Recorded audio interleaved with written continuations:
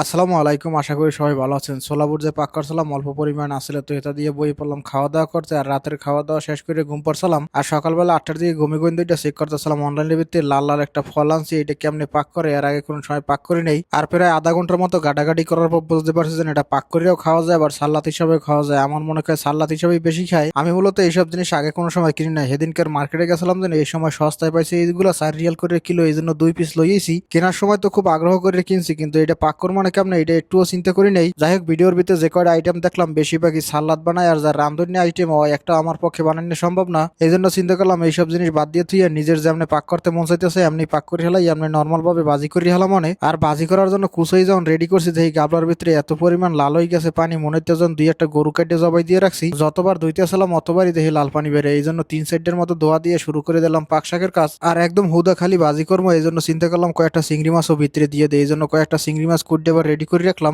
একদম সোজা বাইলি বাজি করে লেছি, ভিতরে কোনো মশলাপাতি কোনো কিছুই দেই নাই। প্রথমে পেঁয়াজ মরিচ দিয়ে সুন্দর করে কষাইলাম, এরপর চিংড়ি মাছ দিয়ে কষাবার পরে ভিতরে দিয়ে দিলাম। আর কিছুক্ষণ পর দিয়ে সুন্দর সেদ্ধ হয়ে গেছে। খাইয়ে একটু টেস্ট করে দেখলাম মাশাল্লাহ ভালোই লাগে, কিন্তু একটু মিষ্টি মিষ্টি লাগতেছে। যাই হোক, এবার গোসল টোসল দিয়ে বইয়ে পড়লাম খাবার খাইতে। দুপুরের খাবার দাবার খাওয়া শেষ করার পরে মোবাইলের ভিতরে কলাই পড়ছে ডেলিভারি বয়। আমি যে অর্ডার করছিলাম মোটরসাইকেলের কভার, এইটা আইয়ে পড়ছে। আর খালি মোটরসাইকেলের কভারই অর্ডার দিনই লগে একটা পাওয়ার ব্যাংক অর্ডার দিয়েছিলাম। যাই হোক, পাওয়ার ব্যাংক পরে দেখবো না, আগে মোটরসাইকেলের কভারটা খুললে দেখি কিরমের অবস্থা। অর্ডার তো দিয়েছিলাম সবচাইতে বড় সাইজেরটাই, কারণ ব্যাগ আছে তো আমার পিছনে, এই জন্য লাগতে পারে। আর খোলার পর দেখি মোটামুটি ভালোই বড় আছে। নিচে চলে এলাম চেক করার জন্য। নিচে প্রথমে মোটরসাইকেলের পুরান যে কভারটা আসলে এইটা খুলে হালাইলাম, এরপর নতুন কভারটা সুন্দর করে লাগাবার চেষ্টা করলাম, কিন্তু লাগাবার পর দেখি খালি উপরে টুকি ডাকে। টাইনে টুনে চেক করতেছিলাম কোনো বাইরে লাগান যায়নি, কিন্তু দেখি যে না, এটা লাগানি যাবে না একদম অর্ধেক পরিমাণে। আগের যে পুরান কভারটা আসলে এটাও অনলাইন দিয়ে কিনছিলাম, কিন্তু আগেরটা কিনছিলাম অ্যামাজন দিয়ে, আর এইটা অর্ডার দিয়েছিলাম নুনের ভিতরে। নুনের ভিতর দিয়ে আর আগেও অনেক জিনিস কিনছি, কিন্তু সবসময় ভালো জিনিসই পাইছি, কিন্তু আজকের জিনিসটা একদমই খারাপ। ছবির ভিতরে যা দেখাইছে আর যা ডেলিভারি করতেছে একদম কমপ্লিট ডিফারেন্ট জিনিস। যাই হোক, এটার তো আর রাখা যাবে না, কারণ একদমই ফিট হয় না, এই জন্য সুন্দর মতো প্যাকেট করে রেখে দিলাম। যাই হোক, এরপর